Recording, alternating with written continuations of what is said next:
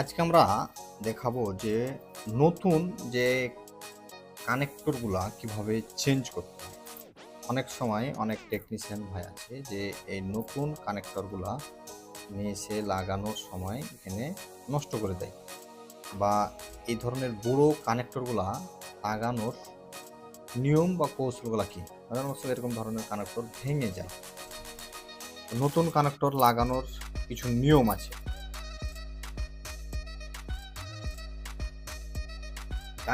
নষ্ট কানেক্টরটি রিমুভ করে সুন্দরভাবে ক্লিন করে ফেলেছি। এখন আমাদের নতুন কানেক্টর লাগানো লাগবে।